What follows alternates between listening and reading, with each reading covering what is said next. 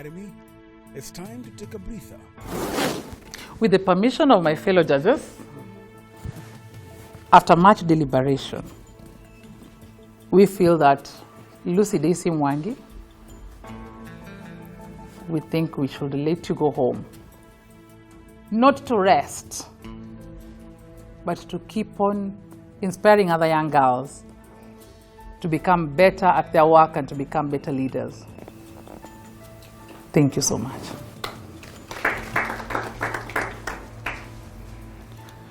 To the others who are having another chance in the academy, I need to see people flying. So choose your plane and choose your pilot very well. Thank you so much. And now, a quick look at the contestants still in the academy.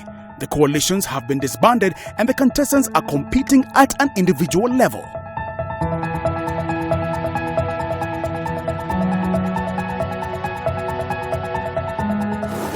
Now, let's meet our esteemed judges for this episode.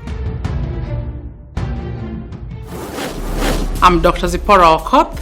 I'm a lecturer of film and theatre arts at Kenyatta University.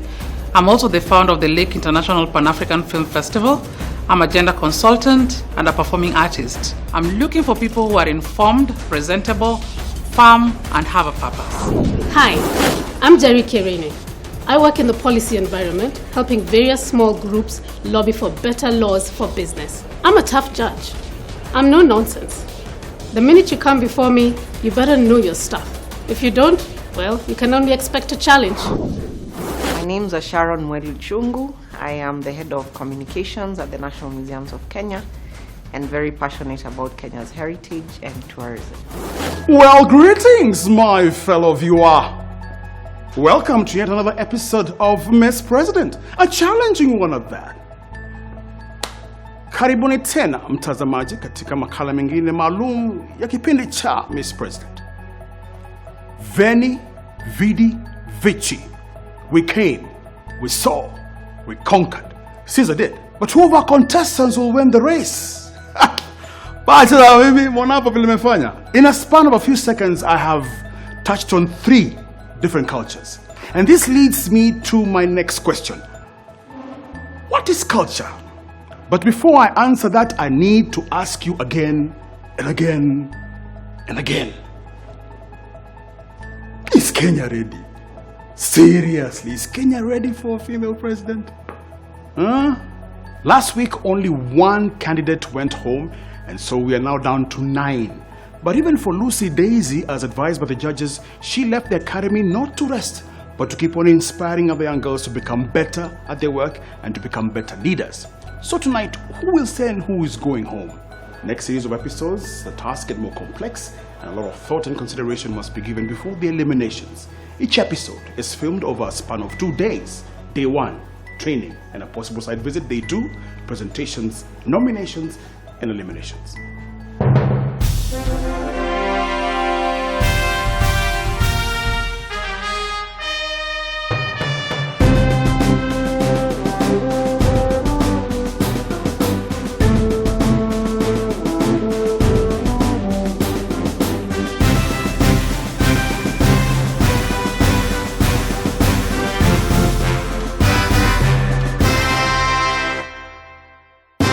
Over 1,000 applications were received from all over Kenya, and from these, 70 contestants were shortlisted.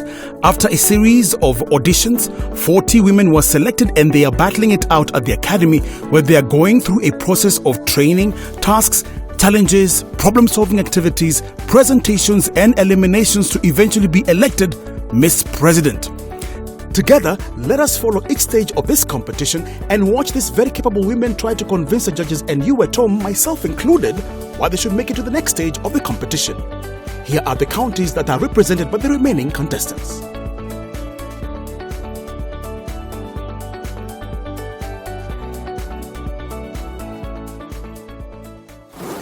The gears have shifted. Terrain inakuwa ngumu zaidi. And you can feel the tension, the nerves, but also the quick comebacks, wit and resilience of each one of our contestants as they continue on this path to leadership. Now back to my question. Culture ni nini? Could culture be characteristics and knowledge of a particular group of people, encompassing language, religion, cuisine, social habits, music, and the arts? And heritage? Let's learn together as I give Mwalimu the floor to take us through today's training. My name is Zuki Waita, and I'm the founder and lead consultant of Impact Pathway Solutions Limited, a development and management consultancy specializing in institutional strengthening, leadership development, negotiation, trade, and investment facilitation. Let's give a round of applause. Zuki, karibu sana. Thank you. Thanks, Jimmy. I am so honored once again to stand in front of you and take you through culture, heritage, and sports for women in leadership. But before I go through the definition, I want to see who's done a little pre-class homework. My understanding of the word culture is it's a combination of traits that can be learnt over a period of time. It includes ideas, it includes customs, it includes social behavior, and it also underpins the values under which we can be defined as a people. My understanding of culture is it's a systematic set of unwritten norms and values and beliefs that are passed from generation to generation and influence how we speak, how we think, and also how we interact with other people or with other generations. There's one British anthropologist, Christina De Rossi, who says culture encompasses religion, food, what we wear, how we wear it, our language, marriage, music, what we believe is right, what we believe is wrong, how we sit at a table, how we greet visitors, how we behave with loved ones, and a million other things. Heritage is the full range of inherited traditions, monuments, objects, and culture. Heritage can be both tangible and intangible in the sense that ideas, memories, songs, food recipes, language, dances, and many other elements of who we are and how we identify ourselves as just as important as archaeological sites, monuments, buildings. When you look at tangible, we are referring to the physical artifacts produced and maintained and transmitted intergenerationally from generation to generation in a society. They could include artistic creations, built heritage as buildings, monuments, physical and tangible products of human creativity that are invested with cultural significance. What other examples can you give of tangible heritage? There's a place we call the Manga Hills, and around the Manga Hills there's a particular place that is like a depression in between, and in that depression we have a specific hole where we say when you throw something in, it disappears and actually goes and gets into Lake Victoria. Taita Taveta also has a lot of shrines that have not been gazetted. Okay. Just outside my mother's house is a cave that has skulls.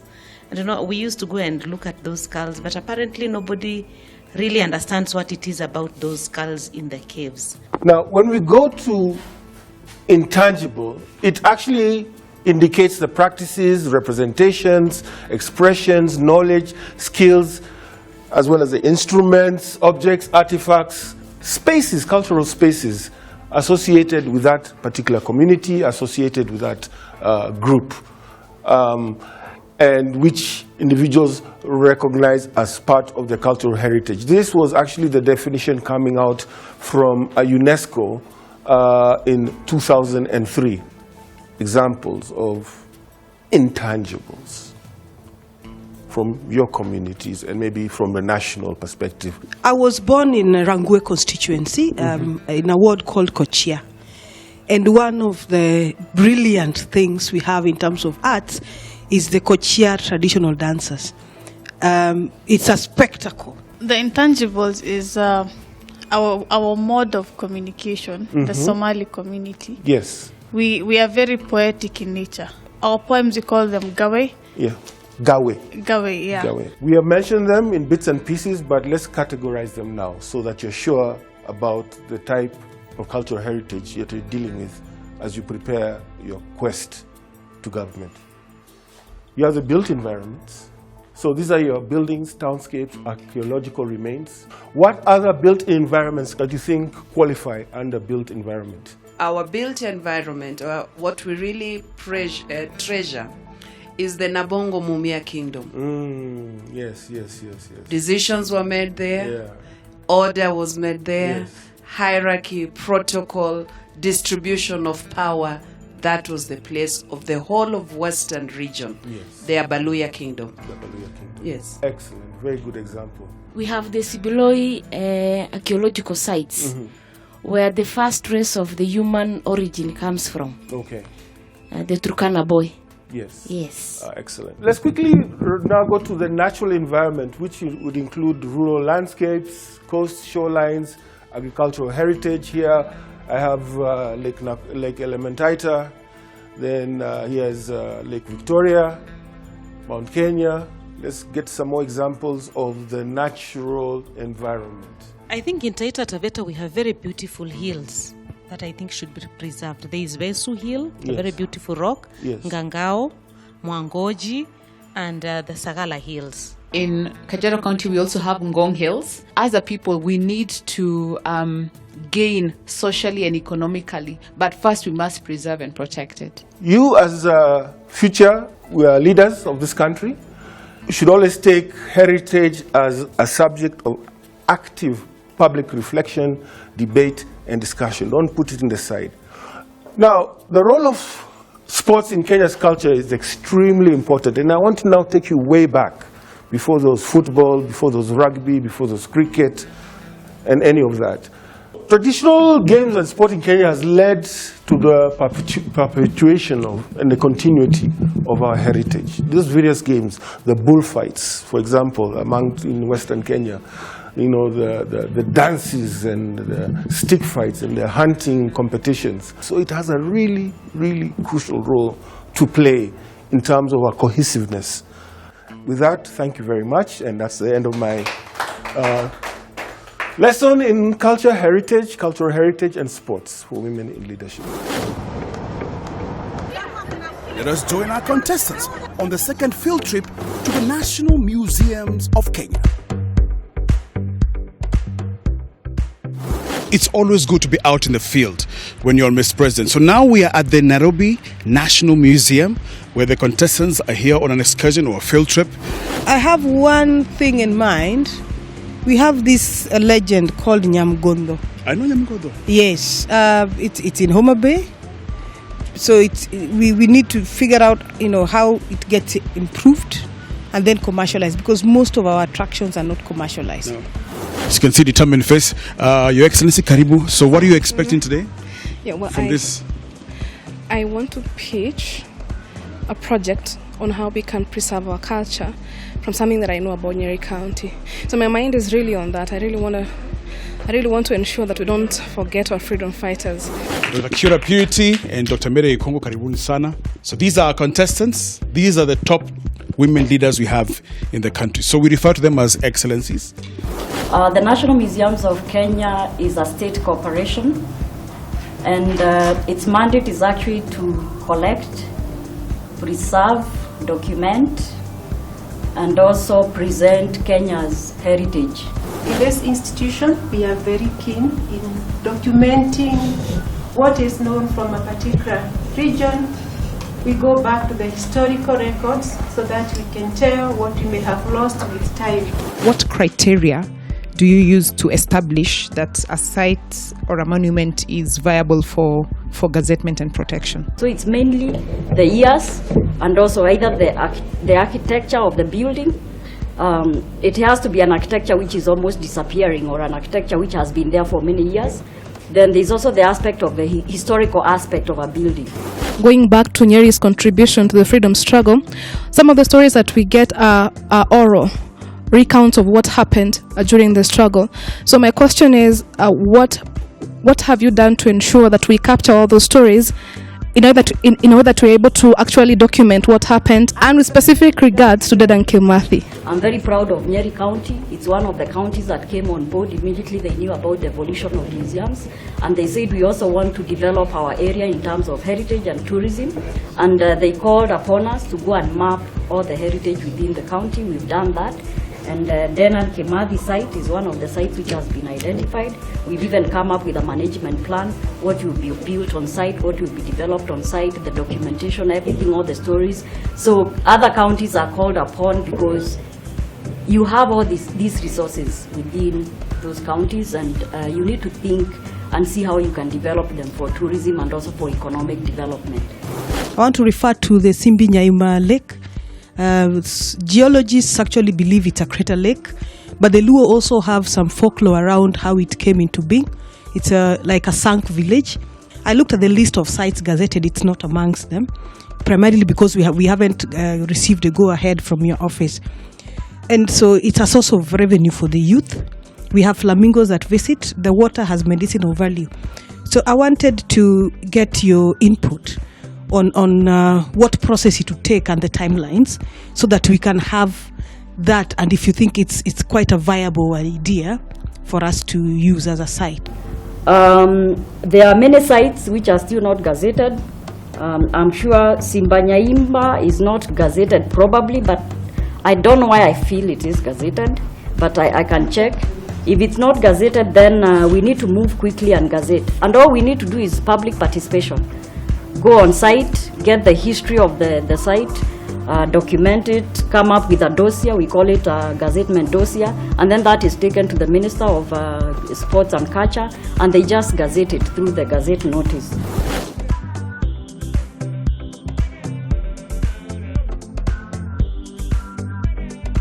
The Turkana boy is actually kept in this room. I can't tell you where it is, but it is highly secured, highly protected, because you can't find the artifacts here anywhere else in the world. And these artifacts are original. This is a very special room. This is where we store all the early human ancestors that have been recovered from all over the country. So you are in a very, very secure room. This is a bomb-proof room. This is because we store the treasures of this country on behalf of humanity. This is the Turkana boy, the cranium, or what we call the skull of the Turkana boy. We make this here in the museum. We have a lab that makes this. And in fact, the NMK makes a good chunk of income out of the sale of this. Yeah, so the NMK really, we all treasure the Turkana boy, just like we do with the other forces. So, yes, you can. Yes.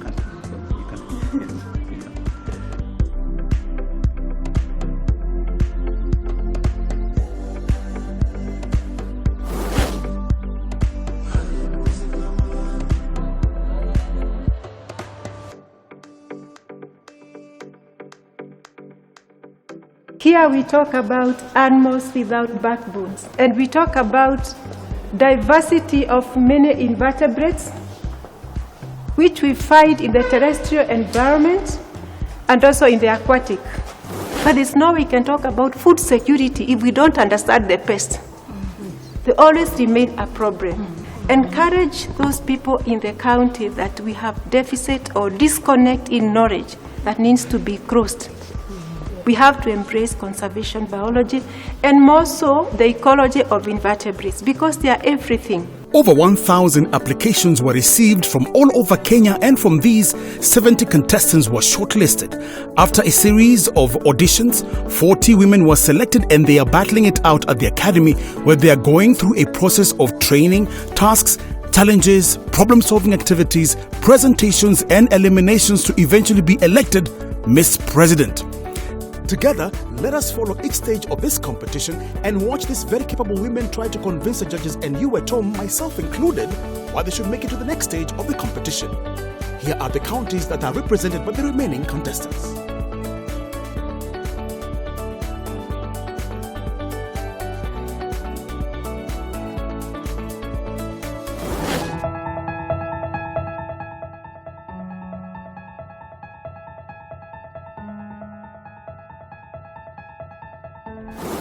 And now, a quick summary of today's training. Culture is characterized as knowledge of a particular group of people encompassing language, religion, cuisine, social habits, music, and the arts. Heritage is defined as valued objects and qualities such as historic buildings and cultural traditions that have been passed down from previous generations. And lastly, tangible cultural heritage has a physical presence, while examples of intangible heritage are oral traditions, performing arts, local knowledge, and traditional skills. Right, welcome back to the Academy. We are still in the training session. Now it is the time for you to get your tasks. Let me invite Mwalimu to come back. Tumpigie makofi, tafadhali. Mwalimu. Thank you. Now, during the discussion we had on natural heritage, especially when we were discussing the tangible and intangible heritage, a lot of you actually mentioned monuments or pieces in the natural environment or artifacts that you in your mind believe could constitute tangible heritage or intangible heritage. So the thing is now to convince the Director General that this is truly a tangible heritage asset or an intangible asset that the Kenya National Museum should seriously look into. So that is task one. Then task two is, how do you take your idea all the way up to UNESCO? We have come to the end of day one. Each one of the contestants will have to come up with their own presentations and response to the assignment given. Day two, and here we are. Remember, each assignment will be judged as a work of an individual, and I am so looking forward to seeing the presentations. Today's assignment is as follows. Convince the Director General of the National Museums of Kenya that monuments or pieces of natural environment or artifacts constitute a tangible heritage asset that the NMK should look into. How do you take your idea all the way up to UNESCO and have it recognized as a natural heritage? Welcome at home. This is Mr. President. We're now into presentations. Always best if you keep it at 3 minutes, but maximum is 5. All the best. Let's be upstanding.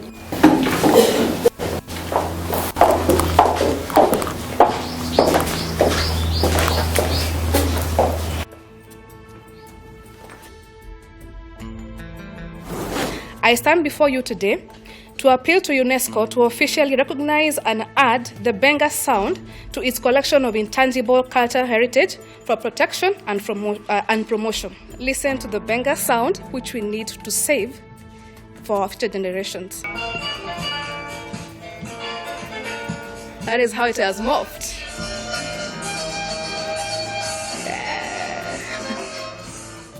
So why should the Benga sound be considered? 1. The Benga sound is about 65 years old, with its formative years being around 1950 to 1960. And it has its roots in the Luo cultural industry and instruments, especially the Nyatiti sound. Benga music has contributed heavily to the shaping of both regional and national talks on issues of tribe, negative ethnicity, love, politics, HIV/AIDS, as evidenced by Princess Julie Benga's song, Dunia Mbaya. In the same breath, we appeal to this international body to keep the Benga sound alive for our future generations.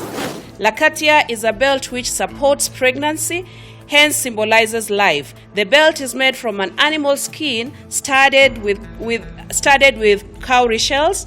Lakatia is considered as a powerful charm that protects children from harm.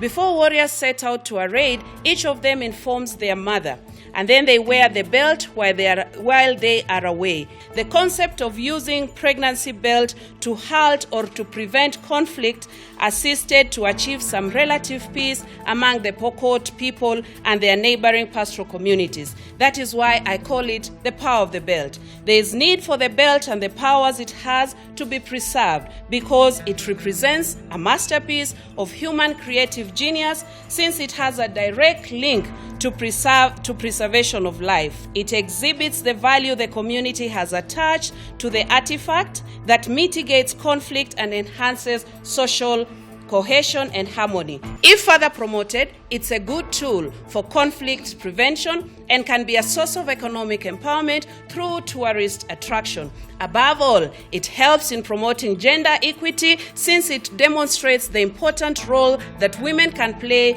in such a highly patriarchal community. The power of the belt. Watunguyas niaje. Mukofomu. So what is Sheng? It's a Kenyan urban language akin to the youth, and is constantly developing out of a mix of English, Kiswahili, and local languages. It matters because it's the language of the youth, and they are the majority. It matters because Sheng is not formally taught anywhere, but somehow people, especially the young people, just get to learn it. Now, Sheng meets the criteria for UNESCO's protection under the representative list of intangible cultural heritage of humanity, Article 16, because 1, it is compatible with international human rights and fundamental freedoms.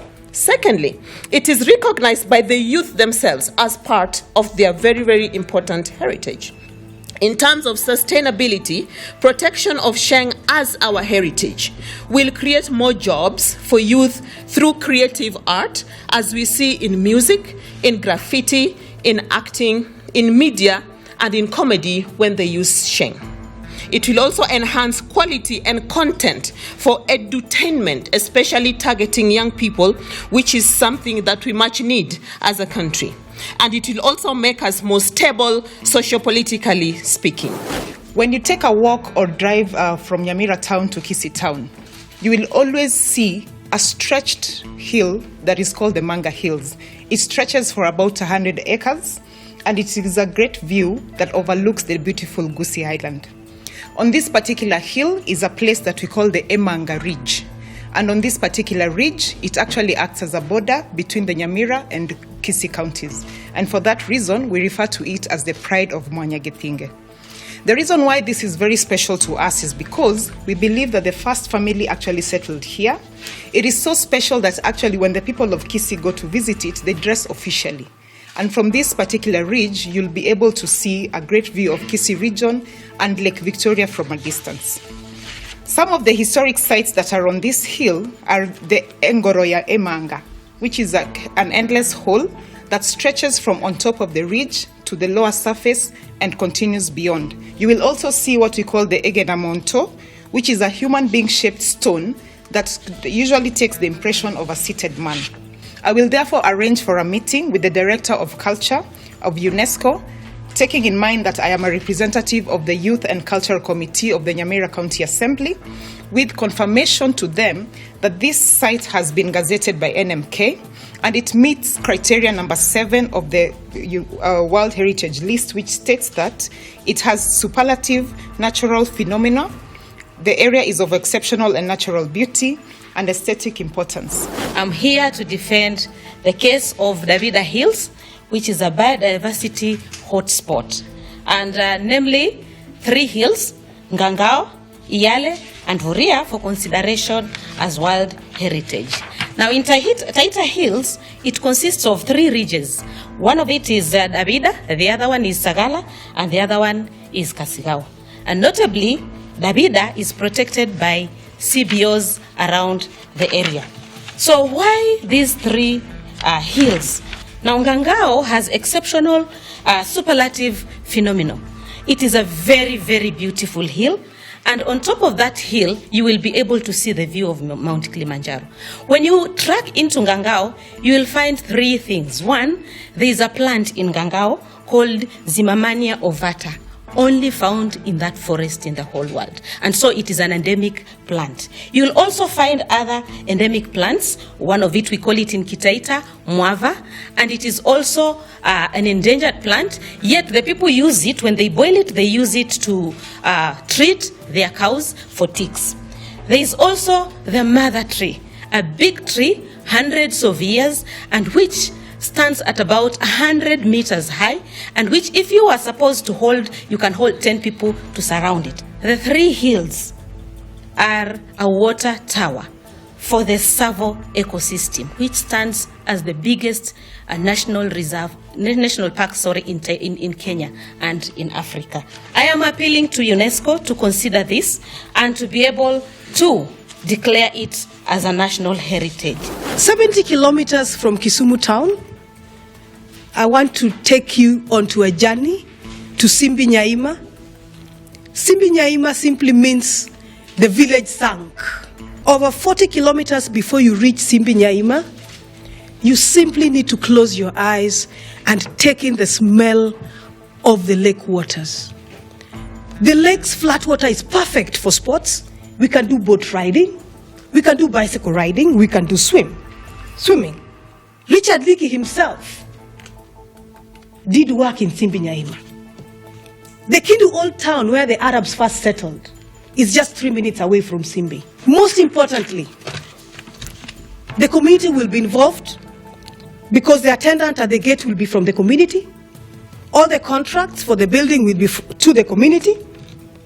They will be trained on ecosystem management. The women will be cooking meals and serving at the village. Also, we are going to preserve a rich culture of the Luo simply by coming to Simbi and making it a rich heritage site.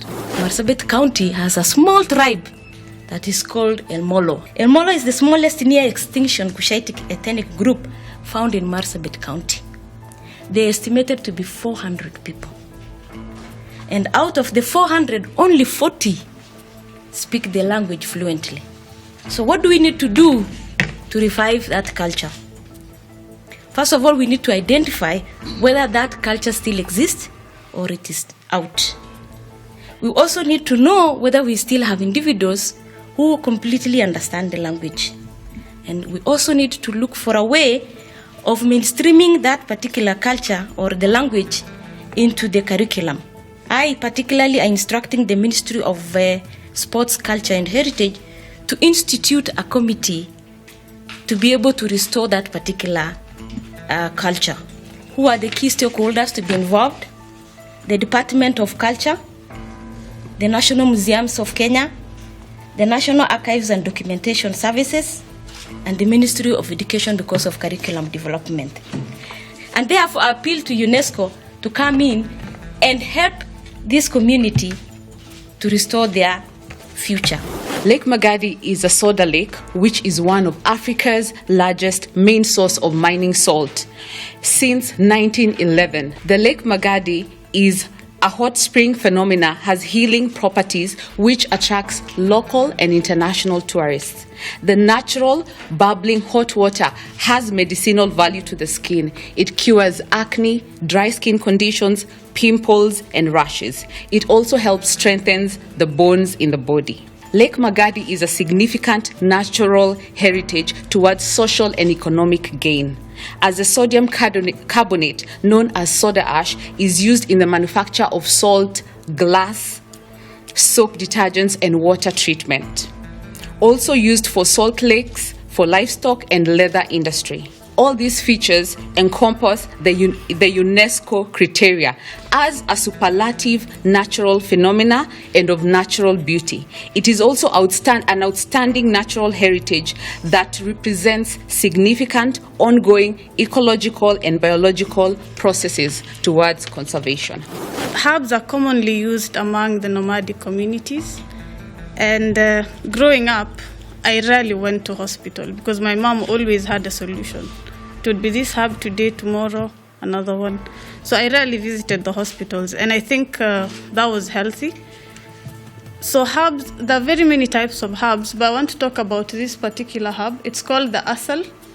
Asal, if you've seen how our traditional homes look like, which is this one, they're made out of sticks and wood, which are a threat to termites can consume the whole house. So asal helps protect termites from consuming such houses, and it is also used as an antiseptic in case of you have a wound. The advantages of the Griffin is that it helps babies in their growth, is a great antibiotic for children, and it also helps in detoxing. The natural heritage covers herbs and all methods of meat preservation. It is interesting to note that NMK has mostly not been able to capture such powerful herbs, and it is with this reason that I invited them to carry a research in our home area. So a lot of research would be helpful to understand. It also needs to be protected to preserve its value and to also recognize its heritage and the importance among the Somali community. Thank you so much. My viewer at home, remember that group dynamics are no longer there, so anyone can vote for anyone this time round.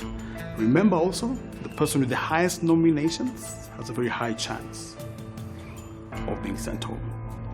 So let's see. Contestants?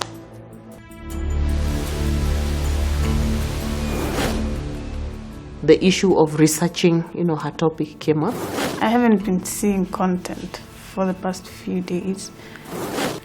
Her argument was neither here nor there. When you're speaking to the Republic, people of Kenya, you need to show some respect.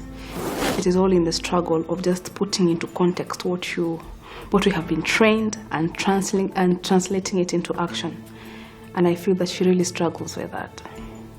Over 1,000 applications were received from all over Kenya, and from these, 70 contestants were shortlisted. After a series of auditions, 40 women were selected, and they are battling it out at the academy, where they are going through a process of training, tasks, challenges, problem-solving activities, presentations, and eliminations to eventually be elected Miss President. Together, let us follow each stage of this competition and watch these very capable women try to convince the judges and you at home, myself included, why they should make it to the next stage of the competition. Here are the counties that are represented by the remaining contestants.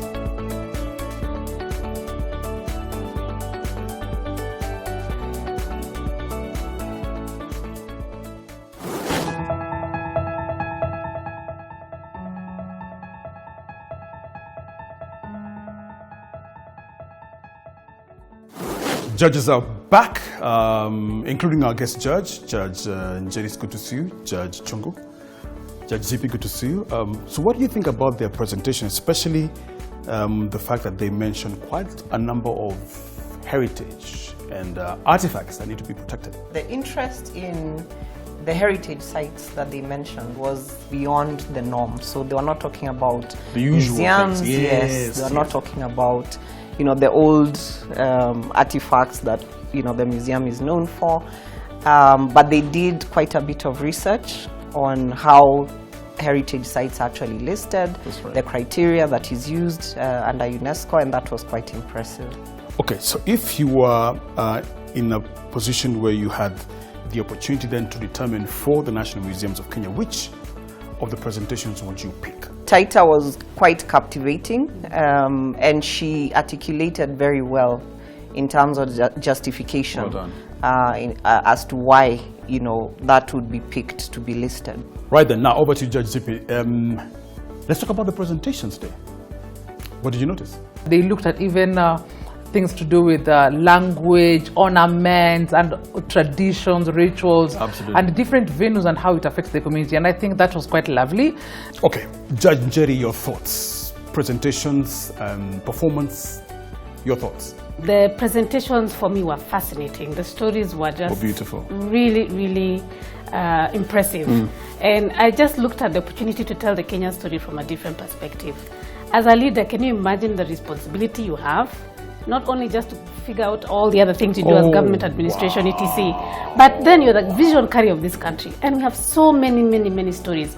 In a multicultural country like we have, which is also multi-stereotypical, this is a fantastic opportunity to be able to build the Kenyan story. So I thought it was fantastic. Yeah. So guest judge, I always try and ask them who, see why he's laughing. Who's going? We have come to that moment that will decide the fate of someone tonight. Who will stay? Who will be put on probation? We are glad to be doing this at this point of the competition. And without much ado, I'll call the three who have been nominated to leave the academy. If I call your name, kindly step forward. Betty Adera, Harun Mohammed, Dr. Elizabeth Pantoren. I will invite Njeri to be the first. Betty, please come forward. So Betty, we've just acknowledged the fact that you made a good presentation, and we acknowledge that you're a good speaker. You chose the subject of Sheng. That's predominantly spoken by the youth. Did you bother to do any research on the youth? So part of what inspired me to choose the topic of Sheng, to propose it as a heritage. One is because I represent Nairobi City County, and this is the heart and the hub, of Sheng. I certainly agree that there are various versions of Sheng, but bottom line, it is Sheng. And for me to engage closely and feel the youth and make them also feel me. There has to be a component of communication that embraces Sheng. Are you aware of research that is done on the youth called Hola? No. Now, if you had read Hola research, they categorize the way Sheng is used. So when you understand it from that perspective, you would not be considering it to be a heritage of this nation. So in future, widen your scope. I'll now invite Judge Jaron to take the mantle. Thank you. Dr. Pantoren, my questions would be on research of what is already done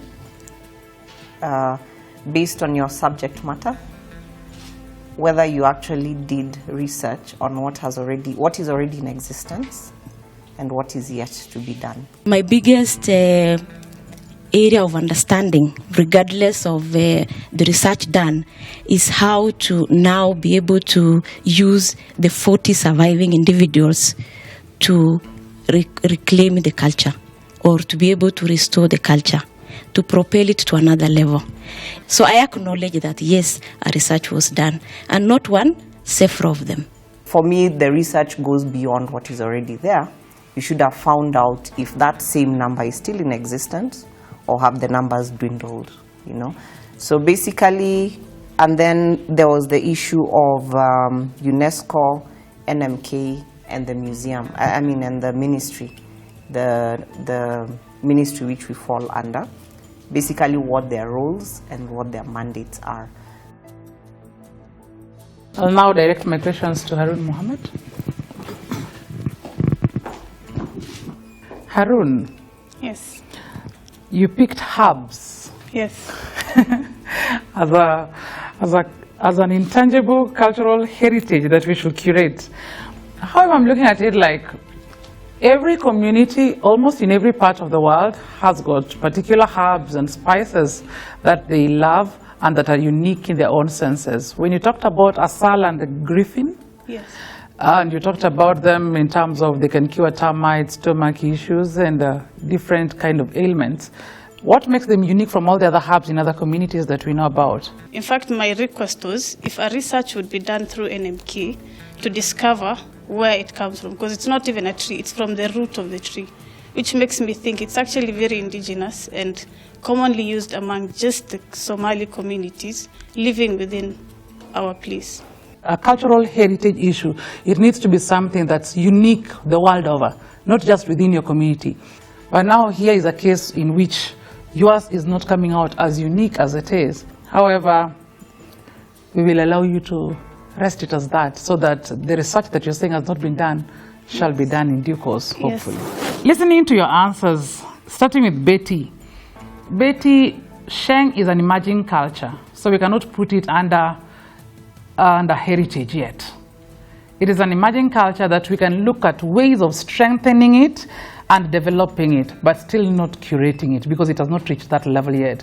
When you look at things to do with heritage, we think of how many generations has it passed and has it remained the same? But you see, Sheng is still changing. So as a heritage, not yet. As an emerging culture, yes. And I think that's where your confusion came in, because people like associating heritage and culture.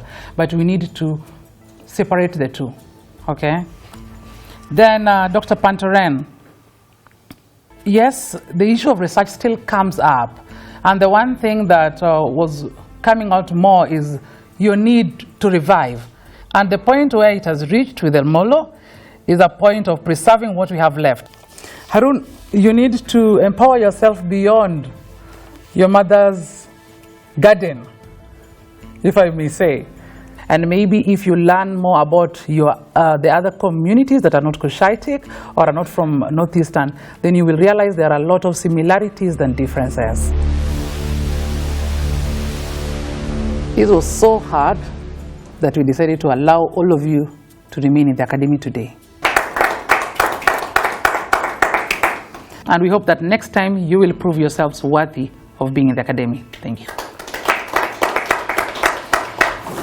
So I'm really proud of my growth, and it's something I've actually taken down to my work in the community. For one to reach this level of top 9, one must have got this strong resilience about to withstand anything that comes. So that is what I have learned. Betty today is not the same Betty that walked into the academy. My coming here has just reaffirmed that it is actually possible. The space is there. With support in terms of capacity enhancement and hand-holding, nothing really is impossible out there for women leaders. After a busy and highly charged day at the academy, it's time to take a breather. For some, probation calls for a meeting with self in order to assess or change strategies so as to remain in the competition.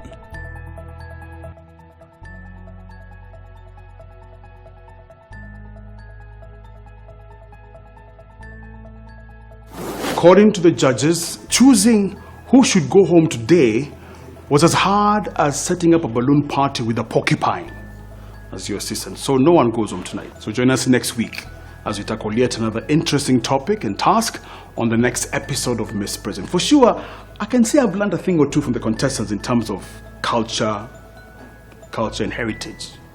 Interesting. Thoughts, opinions, compliments, suggestions, tweet us on @media_focus.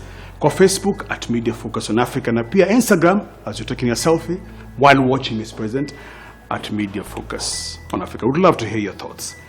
It is not our differences that divide us. It is our inability to recognize, accept, and celebrate those differences. Audre Lorde, American poet.